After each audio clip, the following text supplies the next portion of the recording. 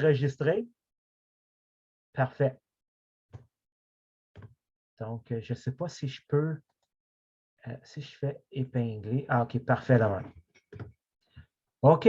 Donc, pour nous, aujourd'hui, on va continuer là, notre série qu'on avait commencée là, sur Tite. Et j'aimerais me mettre un peu dans le contexte du passage qu'on va regarder aujourd'hui. Imaginez-vous là, que vous êtes tous réveillés au volant d'une voiture. Le hic, par exemple, c'est que vous ne savez pas qu'est-ce que vous faites là, et vous ne vous souvenez plus non plus comment conduire, ni même... Oui, Excuse-moi, mais moi, j'ai quelque chose à l'écran, là. C'est marqué « This meeting has been recorded ». Qu'est-ce que je fais? clique oui si c'est un oui à cliquer, c'est tout. Marqué « Got it ». C'est ça? Oui, c'est ça, c'est tout. OK, merci. Excuse-moi. Il n'y a pas de problème. Fait que pour l'édition de la vidéo, je vais recommencer du début d'abord. Donc, c'est ça. Aujourd'hui, on va continuer notre série sur Tite.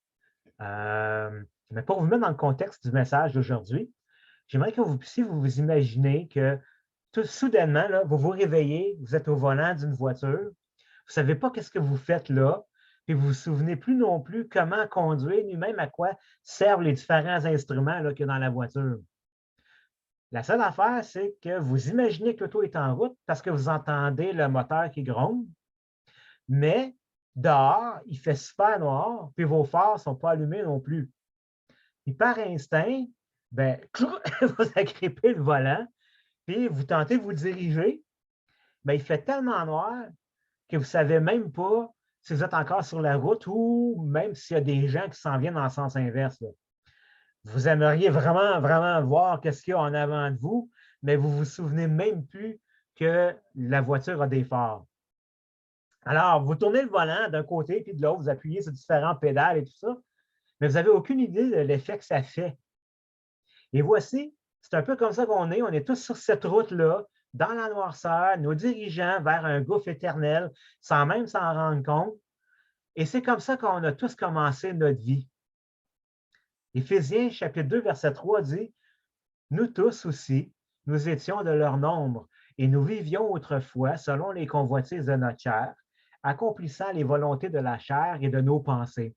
Et nous étions, par nature, des enfants de colère comme les autres. » Et si on reste dans cet état-là, de suivre notre propre volonté qui est complètement aveugle et qui veut se promener tout seul dans ce monde que Dieu a créé, puis que seul Dieu connaît ses mystères, ben, on n'a aucun espoir d'avenir.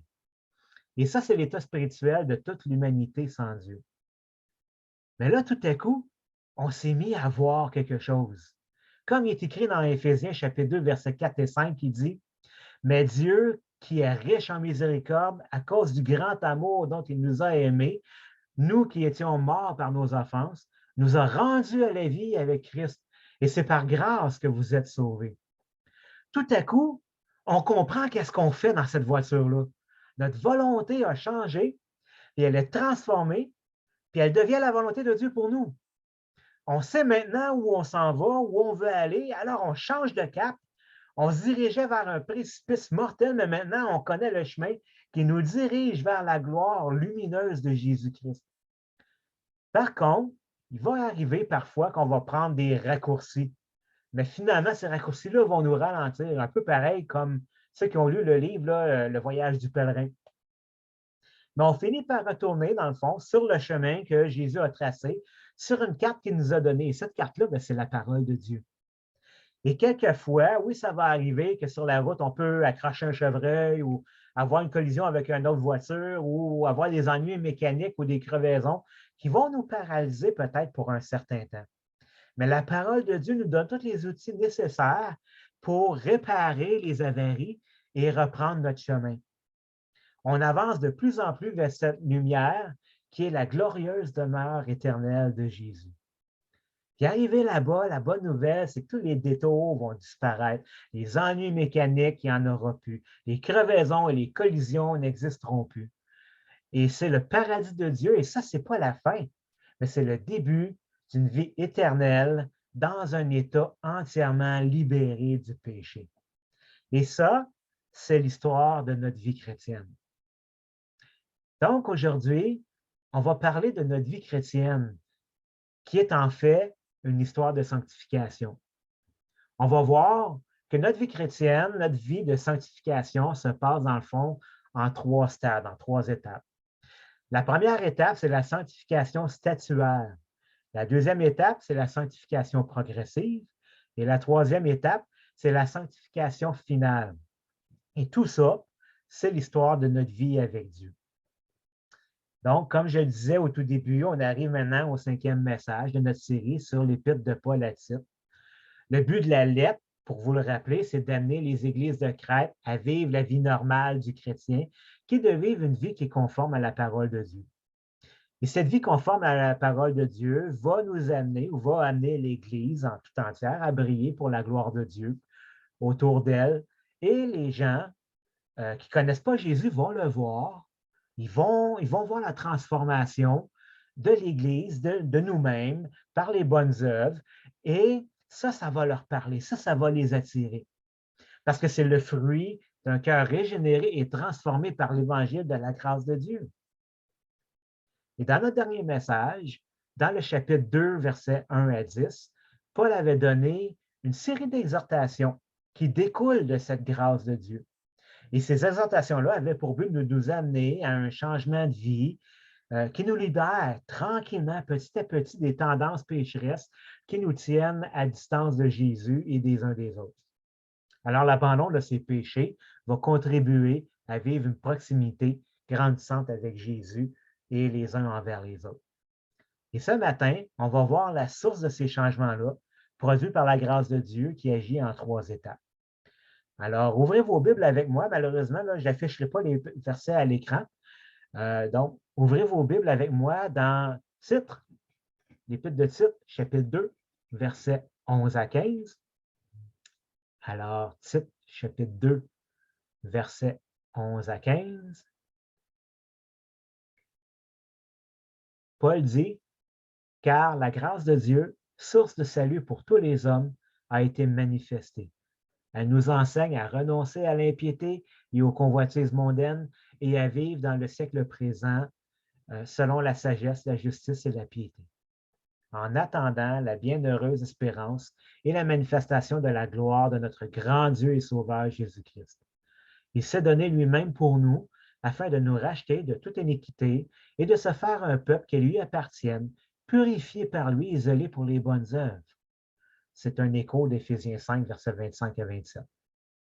Et il termine au verset 15 en disant à Tite, « Dis ces choses, exhorte et reprends avec une pleine autorité, que personne ne te méprise. » Alors, avant d'entrer dans les 3 points, prions ensemble. Oui, Seigneur Jésus, ceci est ta parole. Et Seigneur, on te demande que par ton esprit, tu la fasses entrer dans nos cœurs, que tu la fasses pénétrer. Et Seigneur Dieu, que tu nous conduises à la mettre en pratique, Seigneur Dieu, dans nos vies. Afin, Seigneur, qu'on puisse vivre cette sanctification-là par l'eau pure de ta parole dans nos vies. Au nom de Jésus. Amen. Alors, la première étape, qui est la sanctification statuaire.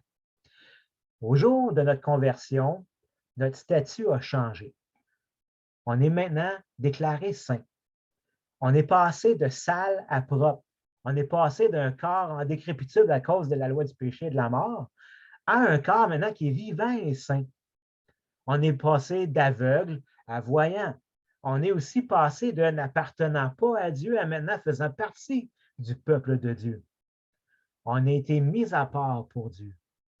Mais comment ça s'est passé tout ça? Verset 11. « Car la grâce de Dieu, source de salut pour tous les hommes, a été manifestée. » OK, mais comment elle a été manifestée, cette grâce de Dieu? Au verset 14, Paul ajoute, « Il s'est donné lui-même pour nous, en parlant de Jésus, afin de nous racheter de toute iniquité et de se faire un peuple qui lui appartienne, purifié par lui et zélé pour les bonnes œuvres. » La sanctification statuaire se produit lors de notre conversion, au moment de notre salut. Parce qu'avant notre salut, on n'avait pas un statut de pur, mais le statut d'impur à cause du péché qu'on avait hérité de nos premiers parents, de Adam et Ève, qui étaient tombés en disgrâce et dans le péché et séparés de la gloire de Dieu.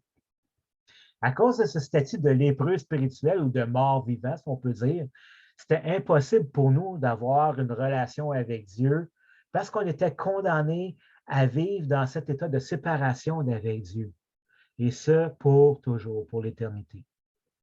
Et ça, c'était le statut qu'on avait, le statut de mort spirituelle, de perdu, d'impur. Mais un jour, la grâce de Dieu, source de salut pour tous les hommes, a été manifestée. Qu'est-ce que ça veut dire, ça, dans le fond? Qu'est-ce que ça nous dit? Ça nous dit que la grâce de Dieu est accessible à tous les hommes. Ça, c'est la bonne nouvelle. La mauvaise nouvelle, c'est que ça ne veut pas dire que tous les êtres humains, par contre, vont vouloir accepter ce cadeau gratuit offert par Dieu à l'humanité. Mais comment cette grâce s'est manifestée?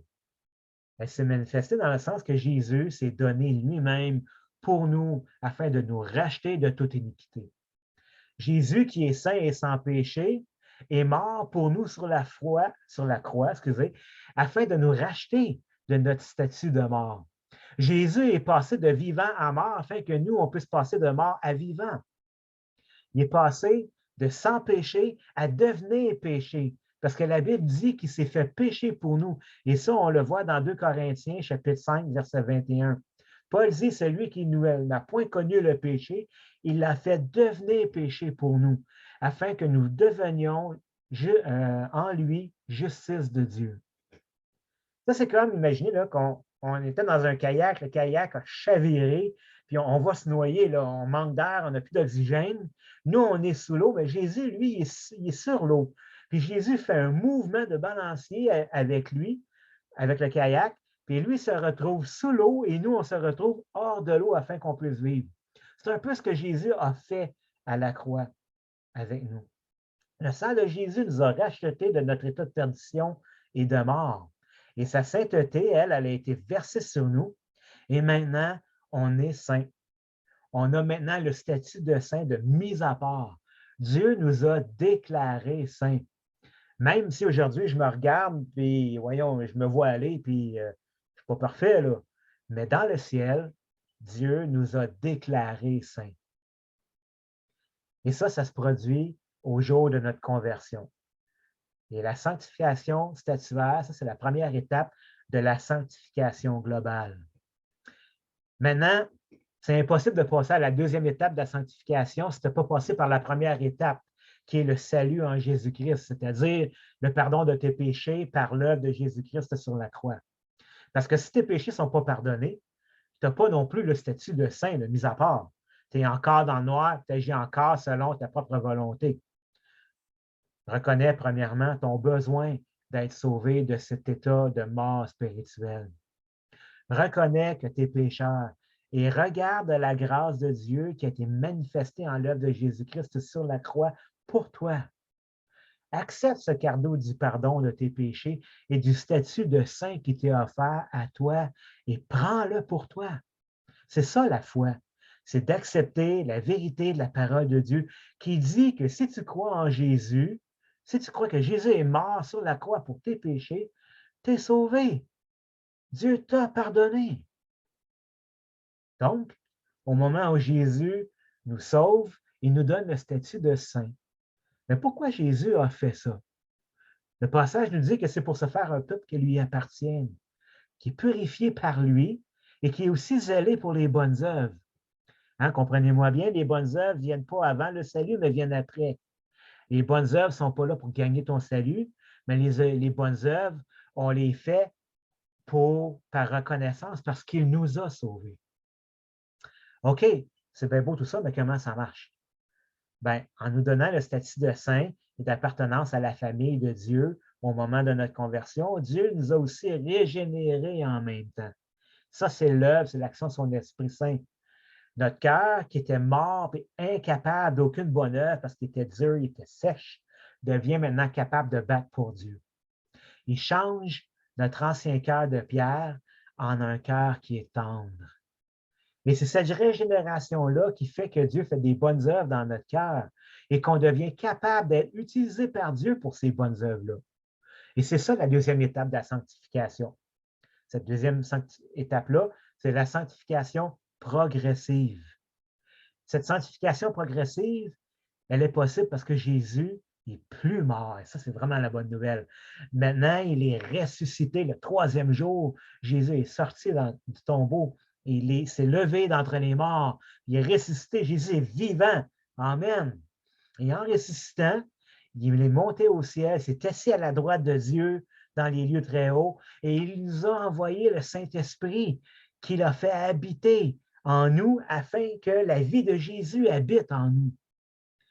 Quand Jésus est ressuscité, on est, pour ainsi dire, ressuscité avec lui. Et cette nouvelle vie, on la vit par la puissance du Saint-Esprit qui agit en nous et qui peut faire infiniment au-delà de tout ce qu'on peut penser ou imaginer. Et c'est cette nouvelle vie en nous qui fait qu'on est zélé maintenant pour les bonnes œuvres. On est excité de faire des bonnes œuvres et on est prêt à entendre les instructions que Dieu a pour notre vie.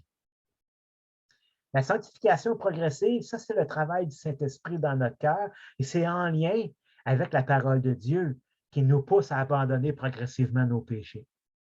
Et ça contribue à nous rapprocher de plus en plus de Jésus, évidemment, et de s'aimer les uns les autres.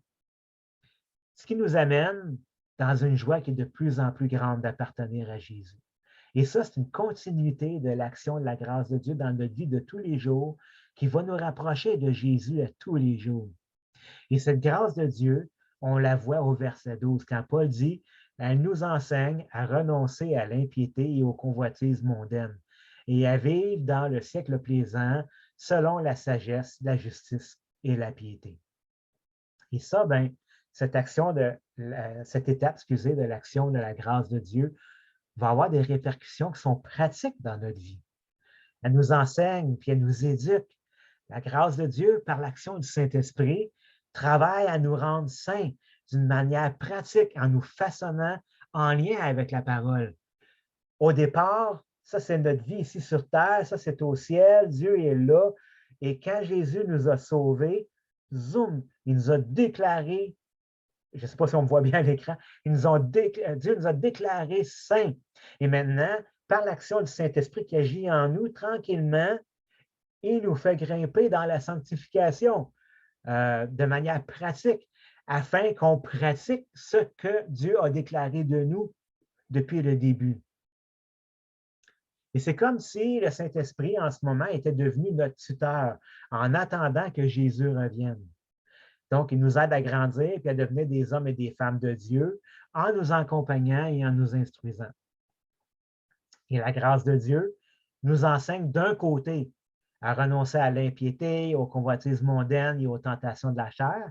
Et de l'autre côté, la grâce de Dieu nous amène à vivre une vie qui est pratique selon la sagesse, la justice et la piété.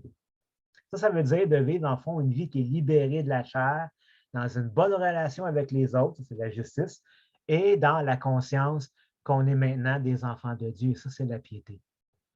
Et ça se vit ici et maintenant, malgré qu'on vit dans un monde qui est hostile aux principes de Dieu et qui est rempli de tentations de tout ça. Ça, c'est la sanctification progressive. Et de notre vie ici sur Terre, cette étape, elle ne sera jamais vraiment complétée. On va toujours avancer de plus en plus, mais elle ne sera jamais vraiment complètement terminée.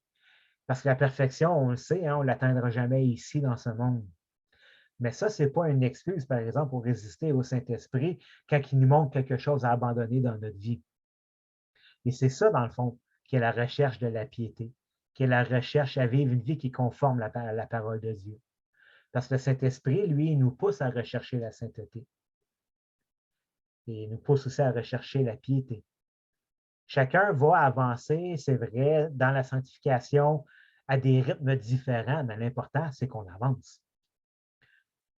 On a vu jusqu'à maintenant la sanctification statuaire, qui est notre statut de saint, et qui fait que si on meurt aujourd'hui, on va rentrer au ciel parce que, à cause de la sainteté de Jésus qui a coulé sur nous et qui fait que maintenant on est vivant spirituellement.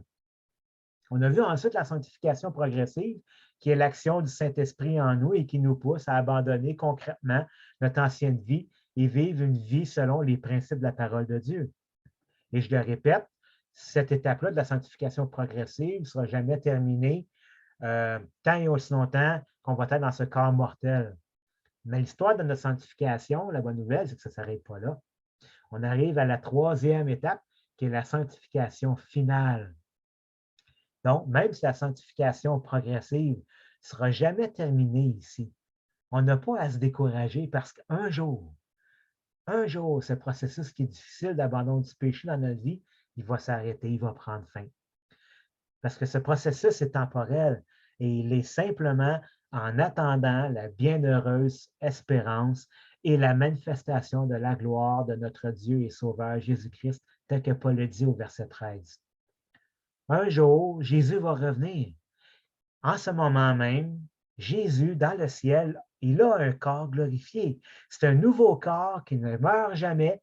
Et Jésus, quand il va revenir, il va nous donner aussi à nous un nouveau corps. Il va nous donner un corps qui ne pourra jamais mourir et qui n'aura aucun désir de péché comme notre chair aujourd'hui. Wow! On voit aussi ce phénomène-là dans 1 Jean chapitre 3, verset 2. Jean dit, bien-aimés, nous sommes maintenant, nous sommes des enfants de Dieu.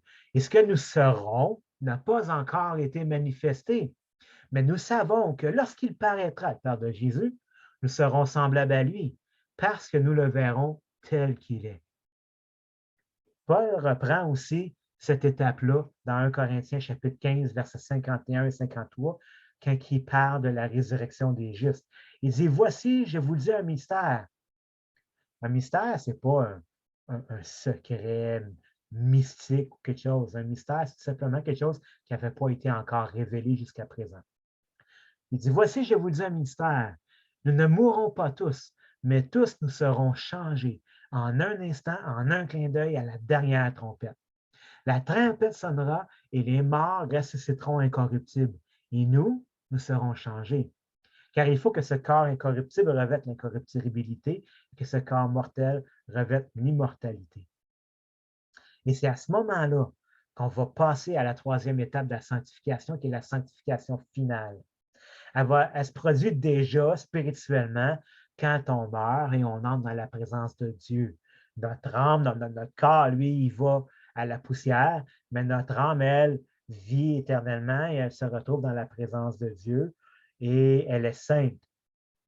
Mais la sanctification finale, elle va se produire pleinement et corporellement, physiquement, lors de l'enlèvement de l'Église, quand le Seigneur va revenir, comme il le dit dans le passage qu'on vient de lire dans 1 Corinthiens. Et cette troisième étape va arriver seulement quand notre corps mortel, qui porte les traces du péché, va avoir disparu et qui va être remplacé par un corps immortel et incorruptible. Ça va être ça un temps qui va être vraiment merveilleux. Ou comme le frère Paul-André dit, ça va être fantastique. Et on va être dans la présence de Dieu et ce, pour l'éternité. Il n'y aura plus rien qui va faire obstacle à notre intimité profonde avec Dieu. Rien de l'extérieur et rien de l'intérieur. Imaginez comment ça va être. Super. Alors, en conclusion pour ce passage ce matin, dans le texte qu'on vient de lire et qu'on vient d'étudier ensemble, on a vu les 3 étapes de la sanctification. Et ça nous aide en même temps à comprendre qui nous sommes. Hein? Qui est Dieu détermine ce qu'il a fait. Dieu est amour. Ce qu'il a fait, il a donné son Fils afin que quiconque croit en lui ne périsse pas, mais qu'il ait la vie éternelle. Ça détermine qui nous sommes. Nous sommes des enfants de Dieu régénérés par l'action du Saint-Esprit. Et ça détermine ça, ce que nous faisons. Nous faisons des bonnes œuvres par reconnaissance pour ce que Dieu a fait. Alors, ces 3 étapes de la sanctification-là déterminent qui nous sommes. Ça l'aide à comprendre qui nous sommes. Nous sommes le peuple de Dieu et on a reçu un statut spécial, celui de saint, celui de mis à part pour Dieu. L'œuvre du Saint-Esprit en nous amène aussi à abonder, pas abonder, mais excusez, à abandonner progressivement le péché dans notre vie en lien avec la parole de Dieu pour nous amener à vivre, une vie de sagesse, une vie de justice et de piété et à abonder en œuvres bonnes. Ça va nous amener à vivre, dans le fond, une vie qui est conforme à la parole de Dieu, attachée à Dieu et en s'aimant les uns les autres de plus en plus. Mais cette œuvre-là, dans notre vie, va s'achever uniquement que lorsqu'on va être réunis avec Jésus dans la présence de Dieu. Et au verset 15, Paul va terminer avec cette dernière exhortation-là pour Tite en disant, dis ces choses, Tite, exhorte et reprends avec une pleine autorité et que personne ne te méprise. Paul, dans le fond, il encourage Tite à dire ces choses et pas avoir peur de les enseigner parce qu'elles sont la véritable parole de Dieu. Et cette parole-là, elle n'est pas méprisable. Tite peut donc l'enseigner avec une pleine autorité. Le Saint-Esprit, lui, travaille dans nos cœurs pour qu'on puisse mettre en pratique la parole de Dieu dans notre vie. Et cette pratique dans notre vie va démontrer aux autres autour de nous qui nous sommes vraiment. Et c'est cette transformation-là que Dieu opère en nous dans notre vie qui va toucher les gens autour de nous et qui vont glorifier Dieu au jour où Dieu va venir finalement les visiter. C'est quelque chose que le Seigneur t'a montré ce matin.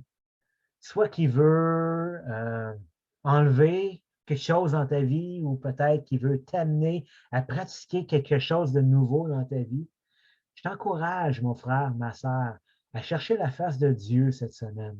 Prends un temps dans la prière, prends-le au sérieux, arrête-toi, puis prie, demande-lui de t'amener là à ce qu'il te demande de faire. Parce que sans lui, tu n'es pas capable de le faire. Mais s'il t'appelle à le faire, il va te donner la grâce et la puissance de pouvoir y arriver.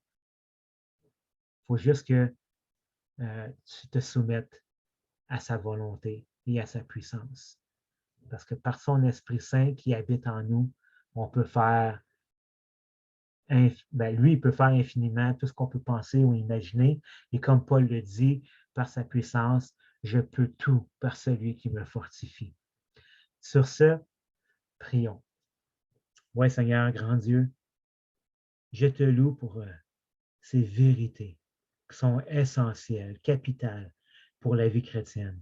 Parce que, Seigneur, si on ne se souvient pas de ces vérités qu'on a été déclarées, je sais que maintenant, tu nous transformes progressivement et qu'un jour, il va y avoir une fin à tout ça et le début d'une nouvelle vie, Seigneur, où est-ce qu'il n'y aura plus là, de tentation, de tiraillement, mais qu'on va vivre avec aucun obstacle, Seigneur, pour être avec toi dans ta présence, dans ton intimité. Seigneur, on a besoin de se rappeler ces choses-là pour vivre une vie qui est digne et conforme à ta parole. Seigneur, on te prie pour ta force, la force de ton esprit, ton courage, parce que oui, on a besoin de courage. Quand on fait face aux épreuves de la vie, Seigneur, Seigneur, si on n'a pas ton courage, on ne s'en sort pas. Mais ça fait partie, Seigneur, des 3 choses que tu nous dis qui sont les plus importantes. On voit ça dans Corinthiens 13. La foi, l'espérance et l'amour. Alors, garde-nous, Seigneur, dans ces 3 choses. La foi, l'espérance et l'amour. Et Seigneur, malgré les difficultés là, du confinement, donne-nous des manières créatives et imaginatives de pouvoir les pratiquer au milieu de nous, Seigneur, entre nous, pour garder l'unité de ton Église ensemble. Au nom de Jésus. Amen.